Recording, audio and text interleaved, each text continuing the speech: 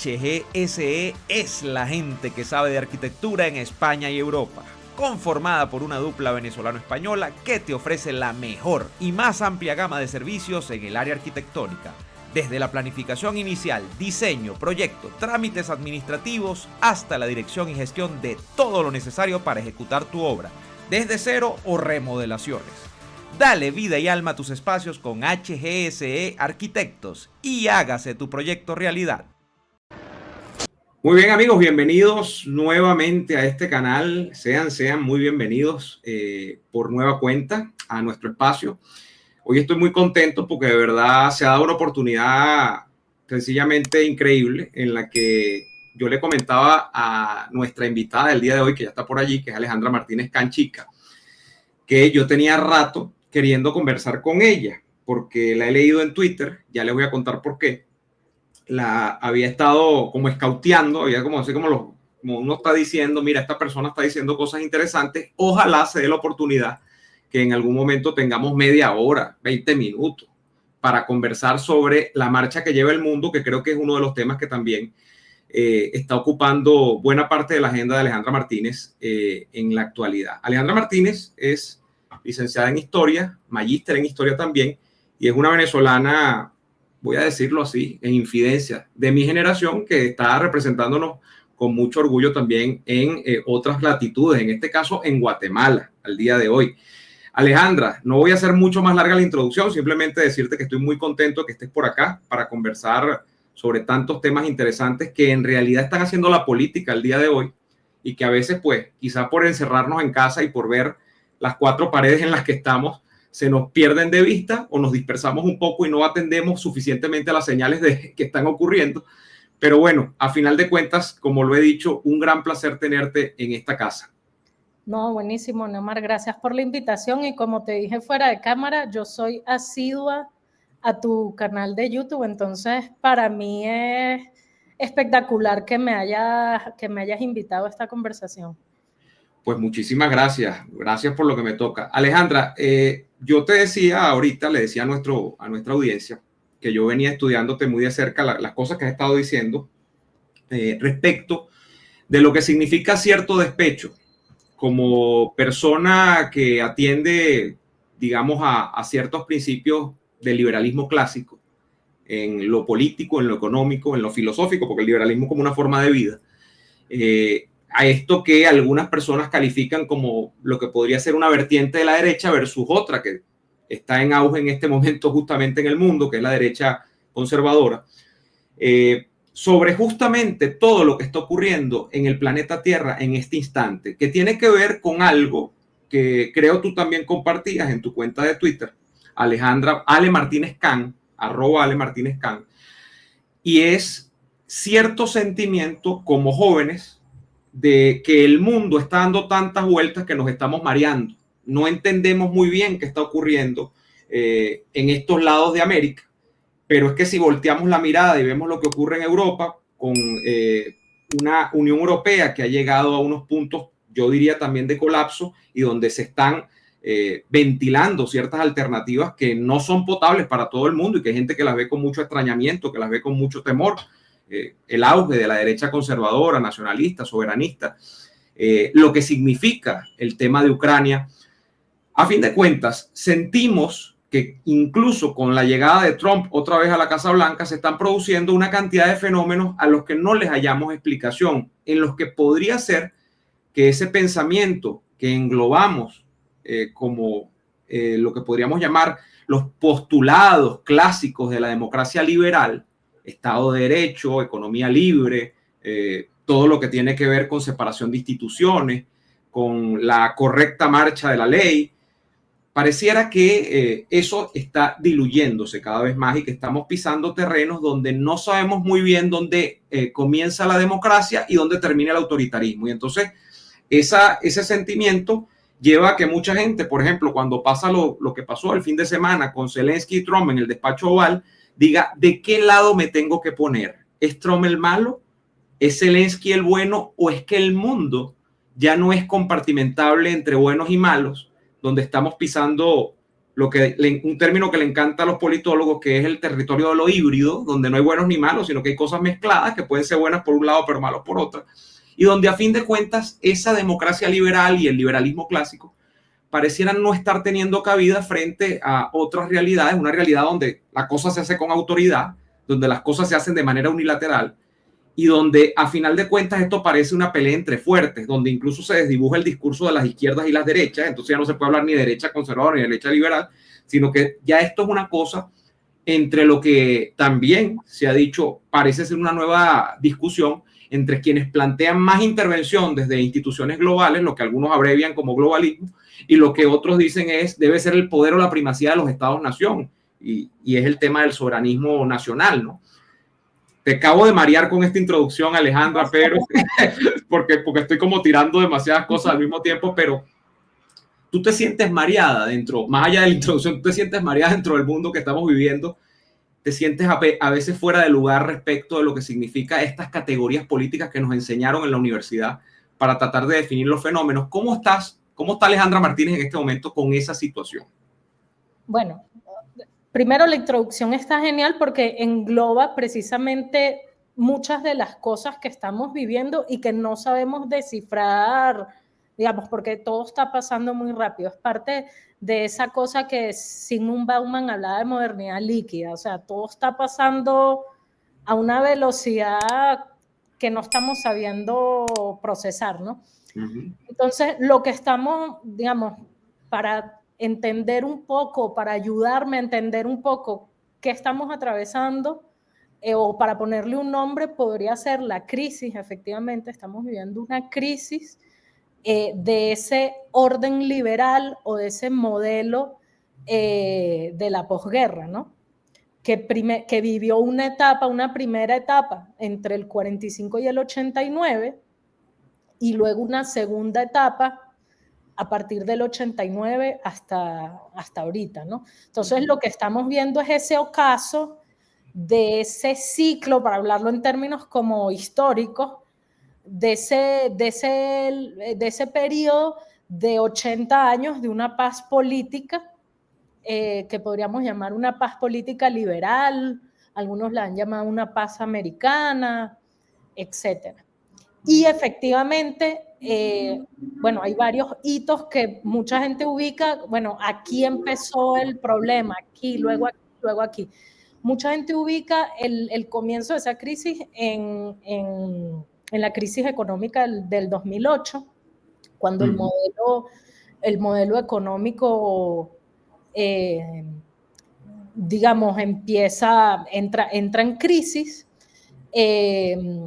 y ahí hay una recesión, y luego obviamente como el tiro de gracia pareciera que fue la pandemia del COVID, y bueno, ahorita estamos viviendo, podría decirse, los estertores o el ocaso de esa larga paz que tuvimos por 80 años, ¿no?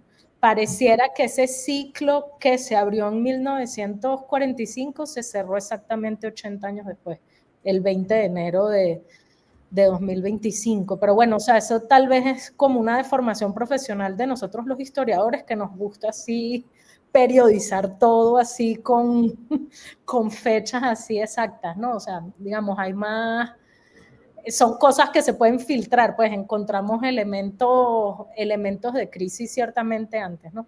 Y lo otro es que esta idea de posterior a 1989, obviamente, del fin de la historia, uh-huh, de que pensamos que la democracia liberal, como diría Francis Fukuyama, o sea, la democracia era el fin de las ideologías, y la democracia liberal sería finalmente ese marco general, universal, en donde todos finalmente nos íbamos a entender y convivir medianamente bien.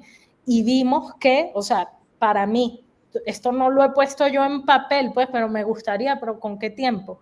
Pero, o sea, la crisis económica empezó en 2008, y yo vería cierta crisis del modelo liberal en 2010, 2011 con las primaveras árabes, porque esa idea de que sí, la democracia liberal triunfó y todos nos vamos a dirigir indeteniblemente hacia sociedades, las aspiraciones de democracia y de libertad se van a extender por el mundo, digamos, se estrella contra la pared con el fracaso que van a ser las primaveras árabes, que todos, bueno, tú y yo somos de la misma edad prácticamente.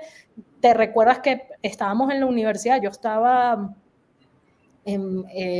a media carrera y todos veíamos con mucha ilusión lo que estaba pasando en Egipto. Primero empezó en Túnez, después en Egipto, etc. Nosotros, bueno, es que estos países, estos son unos jóvenes que están saliendo, que están pidiendo por libertad de expresión, las mujeres están pidiendo por acceso a la educación, y son sociedades que de repente sí se van a democratizar, y que si no, o sea, que el péndulo, de nuevo, contra esa idea liberal de que vamos hacia el progreso, de que la historia pareciera ser una línea indetenible hacia el progreso y que siempre vamos para mejor. Bueno, aparece la cruda realidad, y es que esos países no se terminaron convirtiendo en democracias liberales, sino que entraron en una fase de inestabilidad política que todavía estamos viendo. Creo que ninguno, de hecho, Alejandra, tiene al día de hoy lo que se pudiese llamar una democracia asentada, que era lo que se pretendía en aquel momento y se decía. Correcto. Entonces ahí yo veo el quiebre político, o sea, el quiebre económico lo ubico en 2008 y el. ¿Tú crees que Fukuyama murió allí, no antes? Bueno, por eso es que tuvo que sacar, bueno, igual nuestro compatriota Moisés Naim, que escribió un libro y después tuvo que sacar otro diciéndose, o sea, habló del fin del poder y luego sacó la revancha del poder. Fukuyama, después de sacar el fin de la historia del último hombre, ahorita sacó el del liberalismo que también es bueno y viene a colación, digamos, de la conversación de hoy, el libro ese de Fukuyama del liberalismo y sus descontentos o detractores. Sí. Donde él un poco matiza, bueno, es que yo no me refería al fin de la historia ni al fin de las ideologías, sino que, no, sí lo dijo. Claro, porque la tesis básica de Fukuyama es, la historia se acaba porque se acaba la confrontación de ideas. Ya no va a haber un antagonismo entre lo que significa la idea de la... Él pensaba asociada solamente al muro de Berlín, los autoritarismos no están solamente allí, pero él pensaba el autoritarismo se va a acabar en la medida en la que, y la caída de la Unión Soviética, por supuesto, pero en la medida que el comunismo es derrotado por la vía de la realidad, aquí lo único que queda es que la democracia liberal es el relato único, compartido por toda la humanidad, y todas las sociedades van a marchar hacia allá. Fíjate que yo pongo también otros dos proxies, que son Rusia precisamente y Nicaragua, aquí en América Latina. Son países que en esa época, precisamente en los años 90, tienen una transición a la democracia, tienen unas aperturas de mercado, y la gente dijo, bueno, aquí está todo listo, aquí no hay que hacer nada. Menos de 10 años después se vuelven a autocratizar. Y mira cómo están. Entonces no es que, o sea, el liberalismo no es, digamos, a diferencia de ciertos tecnócratas de los años 80 y 90 que pensaban que el liberalismo era como una receta que los países tenían que aplicar una serie de reformas económicas y políticas, pues hemos visto que hay algo un poco, o sea, hay algo que va más allá de eso, ¿no? Que tiene que ver con diferencias profundas culturales, religiosas, o sea, diferencias profundas existenciales, que eso es lo que está haciendo choque, como diría bueno, ¿sabes qué? Quien le contesta a Fukuyama el libro del fin de la historia, Samuel Huntington, con Choque de Civilizaciones, que al final el profesor Huntington tenía razón. O sea, al final lo que estamos, o sea, esa idea de que todos íbamos a ser felices y comer perdices dentro de la democracia liberal se encuentra con una realidad muy cruda, que son estos choques civilizatorios que cierta prensa en Estados Unidos la ha llamado, ¿cómo es? Guerras culturales, cultural wars. Claro, pero para Fukuyama creo que el elemento seguía siendo que todos, hombres y mujeres, somos proclives al mercado y que el mercado es lo que nos iguala y que ahí no importa la cultura. Huntington, por supuesto, tenía su otro planteamiento y fíjate que coincide la época del auge de las ideas de Fukuyama con la idea política, sobre todo practicada en Europa, de crear sociedades multiculturales. ¿Qué es la sociedad multicultural? Ese nido donde anidan todas las aves, valga la redundancia, donde es posible que calcen tanto musulmanes como judíos como cristianos, como, o sea, que todas las fe confluyan y donde esas sociedades, además guiadas bajo el principio del mercado, donde, del utilitarismo y todo este tipo de cosas, allí no iba a haber ningún tipo de problema, todo el mundo iba a ser feliz y se iba a comer las perdices, como dices tú, pero pasado el tiempo, el multiculturalismo ha fracasado en Europa, había lo que es Francia, o sea, yo lo digo siempre en mis transmisiones, hay gente que puede acusarlo a uno de xenófobo o no, yo lo que digo es que más bien uno es realista y esa es la discusión de hecho que hace, y que espero también ocupemos un poquito del programa en eso, que haya un auge de unas fuerzas políticas que bueno, sí, por clasificarlas mucho, uno dice son derechas conservadoras, tal, que hablan de unos discursos que tienen que ver con esa realidad, que es que mira, el multiculturalismo no funcionó. Ahora, Alejandra, me encanta la primera aproximación que hace sobre este tema porque nos lleva a un baño de realidad, y el baño de realidad es la democracia y la libertad no necesariamente son la luz al final del túnel en la historia de los países. Ahí, o sea, no estamos llamados, predestinados a ser libres ni democráticos, lamentablemente, ¿no? Sí, o sea, la visión más realista que yo creo que, bueno, yo me defino como liberal todavía, como ya vamos a hablar de eso, liberal triste. A pesar de... Exacto, pero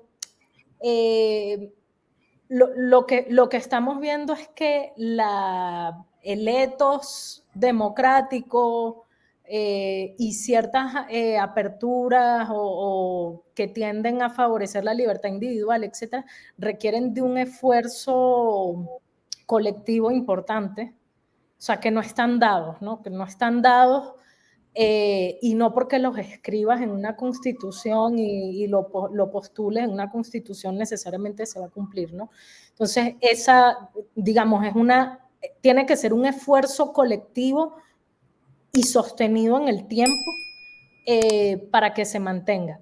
Y no es un sistema eterno, ¿no? Que es cosas, por ejemplo, ya que mencionas lo del X, antes Twitter, que yo, por ejemplo, una de las cosas que yo he criticado es que precisamente fruto de ese optimismo del que bebimos en los últimos 80 años hacia la democracia liberal, la ciencia política pareciera que se olvidó de estudiar la tiranía.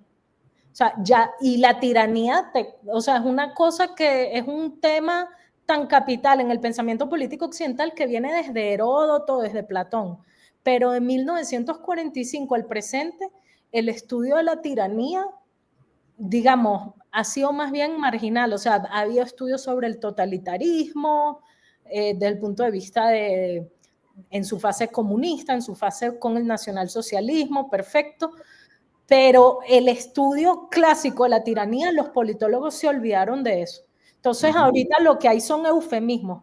Eso, democracia defectuosa, régimen híbrido, autoritarismo competitivo, o sea, mil y un eufemismos porque ¿por qué nadie puede nombrar muchas cosas que están pasando ahorita? O sea, nadie puede ponerles nombre, etcétera. Precisamente porque lo que subyace ahí es una idea de que la democracia triunfó, la democracia es eterna y que es una cuestión de, bueno, de grados, ¿no? ¿Quién es más democrático que quién? Y por ende, o sea, una forma de ejercer el poder político como la tiranía, pues no existe. Ahorita, pienso yo, o sea, no sé si eso va a revivir al paciente de la democracia liberal, espero que sí. Pero entonces ahorita es que tú estás viendo cierto interés en los años recientes, gente como la Anna Applebaum, Timothy Snyder, historiadores, por cierto, que están volviendo otra vez al estudio de la tiranía. Pero pareciera, o sea, todos bebimos como ese optimismo y todos creíamos que la democracia estaba dada, ¿no? Algunos salimos de ese sueño antes que otros, ¿no? Ahora, cuando uno mete en la ecuación, Alejandra, el tema de qué quiere la gente o qué es lo que la gente pide después de largas experiencias, pues tú que eres historiadora,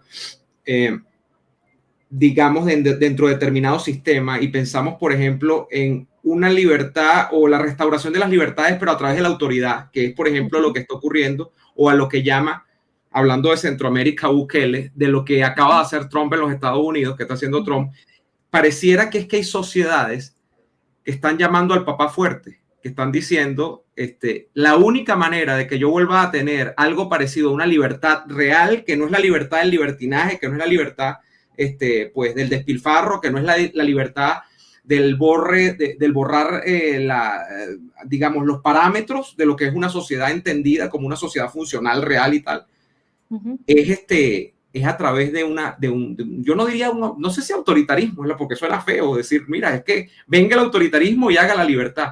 O sea, yo siento que eso es un poco lo que está pasando con Trump y por eso es que Trump descoloca en categorías como diplomacia, como economía, o sea, como todo esto que está pasando, que tiene que ver con una especie de ejercicio del poder basado muy en la autoridad personal. Pero es que, no sé si me equivoco, tú manejas más los datos, pero es que parece haber, cuando uno le mete el telescopio, cuando uno le mete incluso, de hecho, el microscopio a las sociedades de ciertos países, hay cierta propensión a, voy a decirlo, al autoritarismo, porque lo voy a decir, lo voy a exteriorizar, o sea, que hay una retirada de la democracia como idea en la gente, o estoy equivocado. Bueno, sobre todo en estos países como los latinoamericanos, países, por ejemplo, donde yo vivo en Centroamérica, o sea, acuérdate que bueno, y en Estados Unidos también es un problema en ciertos estados el tema de la seguridad personal y como el tema de la violencia criminal. Ojo, yo nunca he entendido por qué a muchos liberales ese tema no les gusta o les da alergia, porque, o sea, cuando tienes a una población sometida a la violencia, ¿quién puede montar una empresa? ¿Quién puede producir? ¿Quién puede comerciar? Entonces, sí, o sea, sí la violencia criminal tiene un impacto económico, pues, evidente. Entonces, obviamente en estos países, si tú ves la relación en los países del continente americano, ¿no? Si metemos a Estados Unidos, porque Estados Unidos, a pesar de ser un país desarrollado, dentro de los países desarrollados es el país más violento de todos. Entonces, cuando la violencia criminal es un problema, pues ya le ves la utilidad a la mano dura, ¿no? Y utilidad económica, ¿no? Porque obviamente sí hay costos económicos importantes. Yo, por ejemplo, yo les hago esa pregunta a mis alumnos, digamos, cuando hablamos de esa dicotomía entre libertad y autoridad, un poco siempre viene esa pregunta cuando uno está hablando de Hobbes, de Thomas Hobbes. Entonces, bueno, o sea, ¿qué prefieren ustedes? ¿Ser libres en la democracia electoral pluripartidista de Burundi, que es el país más pobre del mundo, o ser obedientes en la dictadura hipertecnológica que tiene uno de los índices de desarrollo humano más altos del mundo, que es Singapur? Wow. Entonces, ¿y esa encuesta cómo sale? Nada más por curiosidad, ¿cómo sale esa encuesta? Bueno, no sale tan liberal. Sale menos liberal de lo que uno piensa, claro, ¿verdad? Entonces, o sea, sí hay un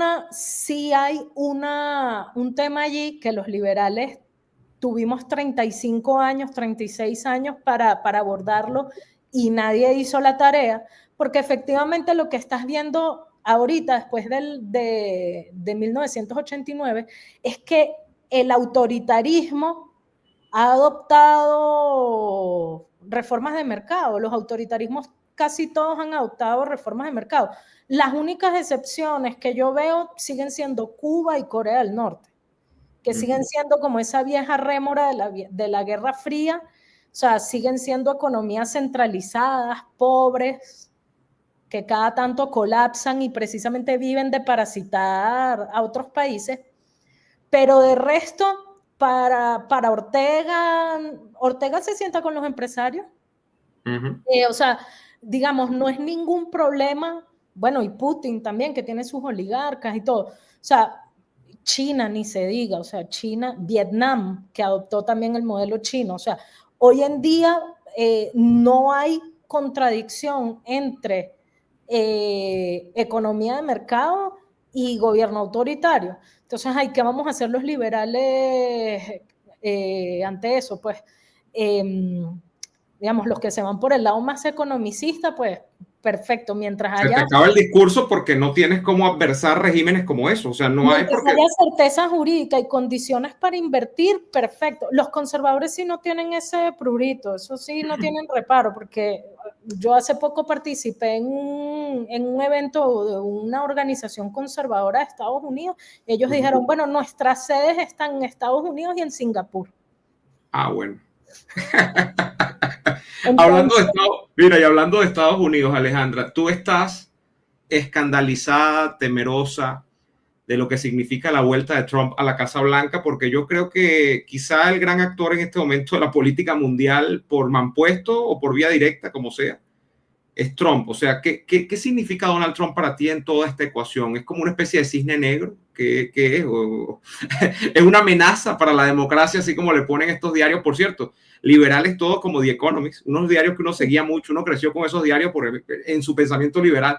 ¿Es una amenaza para la democracia o es que Trump es quizá la muestra del cambio, de que las placas tectónicas están crujiendo? O sea, ¿qué es lo que está pasando allí? Sí, yo creo que es muy pronto como para hacer ponderaciones, pero no sé si por mi carácter estoico, pero no sé, o sea, pero no, digamos, esas visiones catastrofistas siento que no ayudan en mucho. Yo lo que veo es que Trump es como un síntoma, una consecuencia precisamente de todo este malestar hacia la democracia liberal. Algunos lo catalogan de iliberal. A mí no me molesta ese mote de iliberal. Y ojo, no es casualidad que sea un empresario, sean dos empresarios, él y Elon Musk, los que estén encabezando esta cruzada, porque hay que decir también, de nuevo, yo espero que la audiencia no se vaya a confundir como con tantas cosas que estamos diciendo, pero parte de ese consenso de la posguerra de 1945 también era, o sea, obviamente el liberalismo político, la creación de un mercado globalizado, común de consumo, etcétera, pero también ciertas cláusulas sociales a las que debían comprometerse los gobiernos, que eran los estados de bienestar. Y eso es algo que en la propia sociedad estadounidense es una fuente de conflicto por las características de esa sociedad. Entonces ellos, digamos, desde los años 80 han venido con la idea de desmontar ese welfare, y no es casualidad que ahorita, digamos, los principales detractores de ese welfare, o sea, se volaron USAID, se han volado, tienen ahorita un tema de recorte, un gran recorte de gasto público, etcétera, sean precisamente dos empresarios, ¿no? Sí. Entonces siento que Trump es el síntoma de esa, digamos, de esa alergia o de esa idea que tiene el americano promedio hacia el welfare state, que se ha agrandado, porque, o sea, ¿qué es lo que yo digo? Miren. Que en Europa, Alejandra, disculpa que te interrumpa, en Europa está exponenciada. El estado de bienestar europeo es quizá la cosa más elefantiásica que hay. Nosotros los venezolanos tenemos mucha alergia, sobre todo los de nuestra generación, por temas de libertad económica, fundamentalmente, y de lo que significa esa visión del Estado gigantesca, monstruosa que ha tenido el Estado venezolano históricamente, pero sobre todo con el chavismo. Le tenemos mucha alergia, pero en Europa, digamos que estos estados nacionales y que ya no son tan nacionales porque más ahora se han coaligado en la Unión Europea y lo que respecta al tema del sistema de pensiones, por ejemplo, es gigantesco y dicen los entendidos, yo no me he puesto a hacer un estudio económico, pero dicen que en países como España y otros tantos va a colapsar, o sea que eso no va a dar ese welfare state porque no hay manera. La pirámide de inversidad poblacional que tiene. Eso. Pero el tema es que, o sea, en Europa llegó a unos puntos tan extremos, llegó a unos niveles tan extremos que yo me recuerdo que era en plena pandemia, no me recuerdo si fue 2020 o 2021, que vi un titular, creo que del País, que le habían hecho una entrevista a Yuval Harari, al historiador israelí.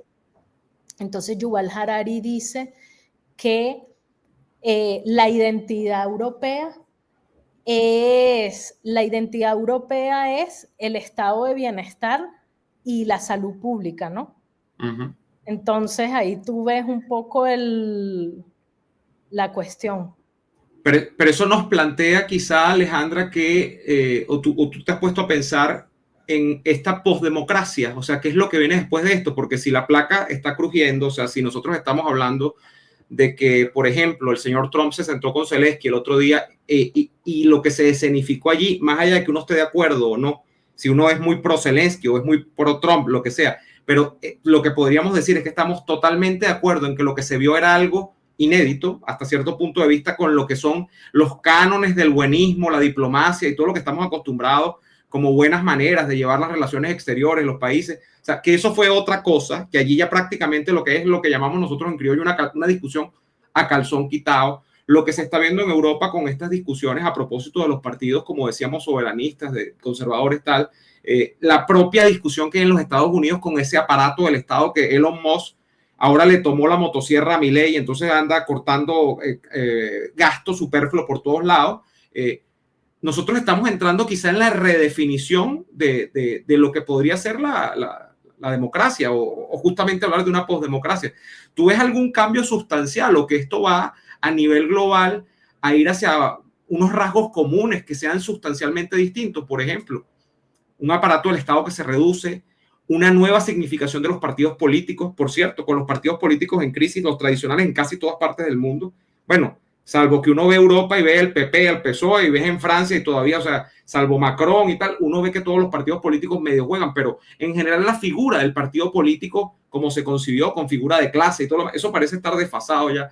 Los problemas de las ONG, que parece que han perdido su significación y su impacto real en la vida, las universidades, o sea, ¿cómo ves tú esto? ¿Se está modificando o nosotros vamos a seguir más o menos en lo mismo, pero en la crisis? Vamos a seguir en la crisis. Sí, bueno, como veníamos comentando, yo creo particularmente que una de las iniciativas, esta por ejemplo, de bajar gasto público, recortar ciertos excesos que se han cometido de gasto en agendas raciales, identitarias, sexuales, y bueno, de todo tipo, yo creo que eso permitiría darle cierta viabilidad económica al modelo, digamos, al viejo modelo liberal de hace 80 años. Y por ahí tú estás viendo que van los tiros. O sea, si ves, por ejemplo, Javier Milei,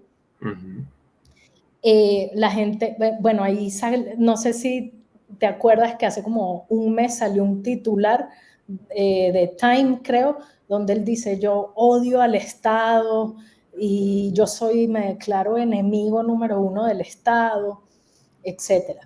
Entonces, la gente piensa que un libertario en el poder, bueno, va a eliminar al Estado. ¿Cuál es mi visión? No va, o sea, Javier Milei no va a eliminar al Estado, o sea, eso sería antihistórico, pues ir hasta en contra de la historia.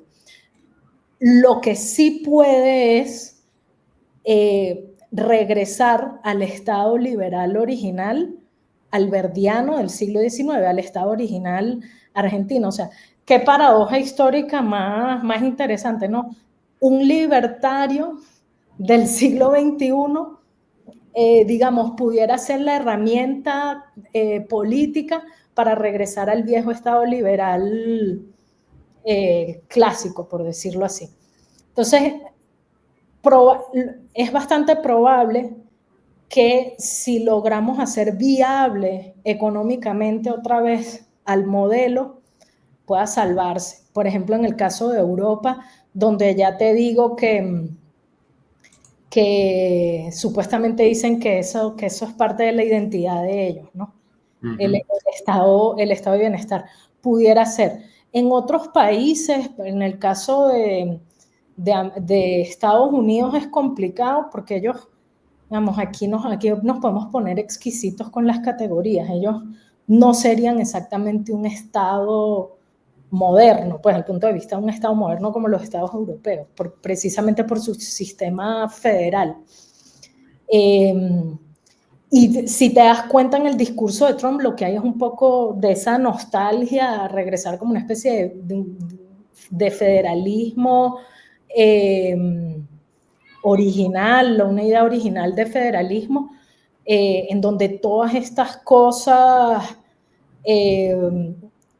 digamos, agencias de seguridad y cláusulas sociales de las que se ha llenado el modelo político,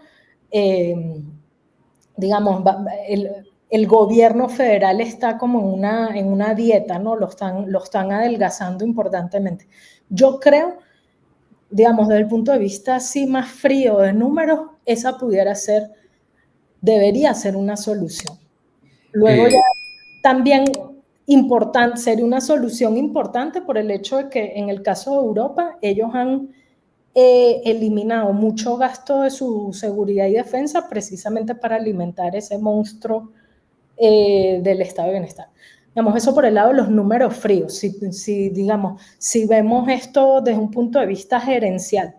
Ahora hay otro tema, y yo no sé si ese efectivamente lo vamos a poder salvar, que es ya un tema filosófico, digamos, de orden filosófico y moral. Uh-huh. Que ese ya es un poco más complicado. O sea, volver a ese liberalismo filosófico, a la idea liberal, a la idea del individuo, de ese individualismo quizá en primacía. Pero, o sea, ¿cómo estamos entendiendo lo público? O sea, porque hay dos vertientes allí, que es lo que, por ejemplo, Isaiah Berlin hablaba de libertad positiva y libertad negativa. O sea, ahí en esa especie de división que hace Berlin están muchos de los problemas que estamos viendo en Estados Unidos y en Europa. O sea, tienes a unos liberales progresistas que se les dice progres, uh-huh. Que sí son hijos del liberalismo, aunque no les guste a muchos liberales. Digamos, son herederos de un liberalismo más utilitarista, que viene del siglo XIX, de Spencer, de John Stuart Mill, pero liberales al fin, y ellos ven la libertad como capacidad para hacer lo que yo quiera. Por ende, son extremadamente individualistas. Entonces, ese hiperindividualismo los lleva, obviamente, a sostener banderas identitarias, raciales, sexuales, etc. Y luego está ese otro liberalismo que algunos, como para diferenciarse, le han llamado liberalismo clásico, que no es conservador, o sea, no le gusta llamarse a sí mismo conservador, pero yo, desde mi perspectiva, sí, por el papel que le otorga a la tradición, en tanto un orden evolutivo, aquí estoy hablando concretamente de Friedrich von Hayek, por el papel que le otorga a la tradición, pues a mí se me hace que está más del lado de los conservadores, que ellos ven la libertad totalmente diferente. Ellos ven la libertad como ese espacio donde yo puedo realizar efectivamente mis proyectos privados sin que la compulsión del poder político interfiera. Fíjate que hay una diferencia insalvable en cómo cada uno está entendiendo precisamente la relación, el espacio público y la relación entre sociedad y Estado. Unos usan el poder político para imponerse y otros más bien no quieren que el poder político se meta dentro de su libertad individual. Entonces esa es la división fuerte que estás teniendo allí en ese país. Y quizás has traído, ya finalizando, Alejandra, ha sido de verdad extraordinario tenerte el día de hoy acá. Quizás has traído el mejor ejemplo de la conciliación entre una idea liberal moderna, con respecto también al liberalismo de la tradición, que es Milei, ¿no? ¿Y por qué lo digo? Porque Milei, yo no sé si por astucia o por decantación filosófica realmente, porque eso es lo que él cree, Milei ha logrado empatizar su agenda siendo, tú me corregirás, pero creo que el único libertario que por lo menos en los últimos 50 años ha llegado al poder en alguna parte del mundo, a alguien que tiene un discurso marcadamente economicista, lo cual es clásico de un liberal de su estilo, un libertario, mejor dicho. Y ha logrado emparentarse con este temido mundo que tiene quizá como figura tótem a Donald Trump, que es el mundo de los conservadores, que no, yo iba a decir los nuevos conservadores, pero entonces puede confundir la gente esto con neocons, no, digamos con el nuevo rostro del conservadurismo mundial. Entonces uno diría, bueno, pero no, son enemigos básicamente en la praxis, pero no, Milei ha logrado hacer ese maridaje. Entonces me parece muy interesante porque una de las cosas que se le acusa a Alejandra mayormente a los liberales, y que no decir a un libertario, que bueno, que una vertiente dentro de aquello, es que son tremendamente inefectivos políticamente. Yo te lo decía antes de arrancar esta conversación, y es que básicamente, primero, no existe en ninguna parte del mundo un Estado liberal puro, o sea, no hay un gobierno, y esto es una discusión para lo que llamaban en algún momento liberales de manual, que es gente que anda con un liberalómetro a ver si tú haces una economía más libre, haces realidad el sueño húmedo de acabar con el Estado y tal. Eso no existe en ninguna parte del mundo, es bueno porque tú lo has asomado. Pero en segundo lugar, se puede dar un espacio de conciliación de agendas entre este mundo conservador y ese mundo liberal. Bueno, por lo menos todavía en ese equilibrismo al que juega Milei, ¿no? Que para mí es bien interesante. No sé cómo lo ves tú, o sea, en este sentido de la inefectividad política del mundo liberal y la compatibilidad que podría darse entre agendas, ¿no? Y donde hay temas que les hermanan. Por ejemplo, el anticomunismo es uno. La defensa quizá del tema del individuo también lo es, aunque claro, los conservadores tienen una visión un poco más gregaria, un poco que apela más al colectivo, pero no por ello colectivista, aunque hay gente que dice, no, sí, los conservadores son colectivistas, pero de derecha, no, o sea, yo creo que hay gente que tiene que redefinir una cantidad de cosas, pero en fin, si no nos empastichamos mucho, ¿cómo lo ves tú en ese sentido? Bueno, yo estoy totalmente de acuerdo y una de mis críticas siempre ha sido que al liberalismo le falta realismo, otro ismo, ¿no? Pero realismo, ¿no? En el sentido de lo que diría precisamente Isaiah Berlin de sentido de realidad, o sea, aceptar la realidad tal cual es.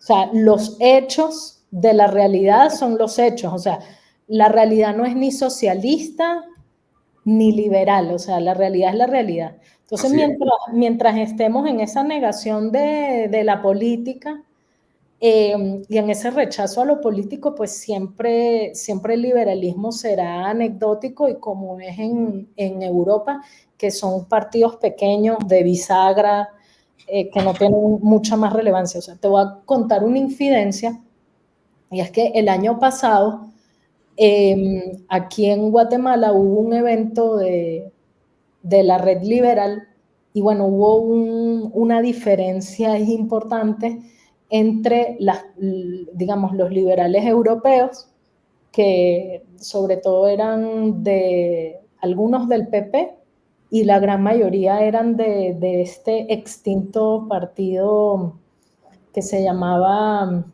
Ciudadanos. Y luego del lado de América Latina, pues había muchas fundaciones, tanques de pensamiento, etc. Entonces nos ponen en unas mesas como para abordar ciertos problemas que enfrenta el liberalismo hoy en día. Entonces, uno era por qué los liberales no ganan elecciones. Otro era el tema de la penetración de China en las economías. Y el otro era el peligro de la derecha en Europa. Entonces, cuando estamos en la mesa del peligro de la derecha en Europa, pues la gran mayoría de los latinoamericanos dijeron, bueno, pero ¿cuál es el problema en sí? O sea, ¿por qué ven el tema del ascenso de las derechas? ¿Por qué lo ven como un peligro, como una amenaza? O sea, entonces allí hubo como una especie de división amigable, no fue un altercado ni nada, pero básicamente los europeos nos dijeron, miren, nosotros como europeos los respetamos a ustedes los latinoamericanos, de que ustedes los liberales latinoamericanos, sí, el problema aquí en América Latina para ustedes los liberales sí es la izquierda, y nosotros entendemos eso, y lo respetamos, que aquí en América Latina la izquierda es el mayor problema que enfrenta el liberalismo. Pero para nosotros en Europa el mayor problema es la derecha, y nosotros, ¿cómo fue que dijeron? Como que nosotros vencimos a la derecha hace 80 años, y la derecha es anti-libre mercado, porque así como la derecha no quiere, digamos, es racista desde el punto de vista de la inmigración, también es racista desde el punto de vista de los mercados. O sea, los franceses no quieren productos alemanes, los alemanes no quieren productos italianos y así. Y bueno, o sea, aquí sustituimos el coco por un lado por otro coco, ¿no? O sea, son dos cocos distintos. Entonces, digamos, quedó así la cuestión. A nosotros de este lado del Atlántico no nos hizo mucho sentido, la verdad, pero eso, digamos, es un poco, o sea, es el pensar de ellos. O sea, ¿qué te dice? Que ellos, efectivamente lo que estás viendo ahorita en Alemania, o sea, ellos prefieren aliarse con la izquierda o con la centroizquierda, etcétera, que con un partido de derecha. Entonces, yo no sé si efectivamente en Europa el liberalismo tiene salvación. Todos los partidos, bueno, en Alemania, acabas de hablar de Alemania, en Alemania han quedado descalificados recientemente en esa elección, no llegaron al umbral mínimo del 5%, eran parte del gobierno, de hecho, el gobierno semáforo, el Partido Liberal Alemán ha quedado fuera del gobierno, o sea, no tiene representación parlamentaria, por ende no va a ser parte del gobierno, y quedó muy mal, pues uno de los más vapuleados. En España, ya lo has dicho, el liberalismo se trató de vender a través de la propuesta de Ciudadanos, fue muy exitosa de manera coyuntural, no aguantó el paso del tiempo, un desastre. En Francia creo que ni siquiera hay por cierto, Francia, una de las cunas del pensamiento liberal, no hay, bueno, de cierto liberalismo, hay dos grandes liberalismos, el francés y el manchesteriano, diríamoslo así, el más economicista. No hay partidos liberales de relevancia en Francia. En el Reino Unido, la Gran Bretaña, como tú bien lo sabes, además, entre los Tories y los Whigs, o sea, no parece haber un espacio para que se hable de un partido, aunque hay un partido, ¿no? Sí, está el Partido Liberal, ciertamente, ¿no? El Partido Liberal, pero cada vez más marginado. Y bueno, si vamos a Estados Unidos, que es como la otra cuna, bueno, cada vez que uno ve el papel anecdótico que hacen los señoritos del Partido Liberal en los Estados Unidos, pues uno se pone a llorar realmente. Entonces, si hay hay algo de inefectividad política, Alejandra, porque cuando uno ve, y es muy difícil, yo creo que nosotros vamos a tener que pasar haciendo esto de categorías, vamos a tener que anular muchas categorías, unas de ellas que son muy, muy buenas como para ubicar de manera muy general a la gente, esto de derechas e izquierdas, está bien, pero creo que lo de la derecha liberal es bastante preocupante a nivel mundial, y de hecho lo hemos visto en casa, ¿no? Hoy no hemos tocado Venezuela, pero ahí hay un tema con Venezuela y el tema liberal, porque bueno, en Venezuela la derecha liberal nunca ha tenido expresión, quizá lo más cercano ha sido lo de María Corina, realmente, o sea, no es mentira.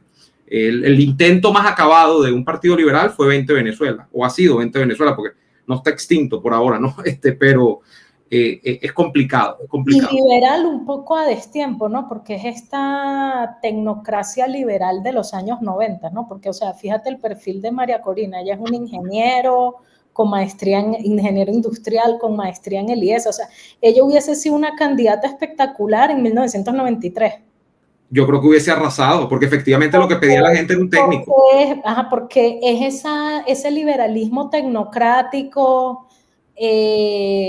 digamos, de apertura, etcétera. Digamos, a nosotros nos llegó un poco tarde, pero como, digamos, el liberalismo lo estamos viviendo rezagado, unas 3 décadas rezagadas, pero fuimos de los primeros en las corrientes iliberales, porque digamos, la idea del socialismo del siglo XXI, bueno,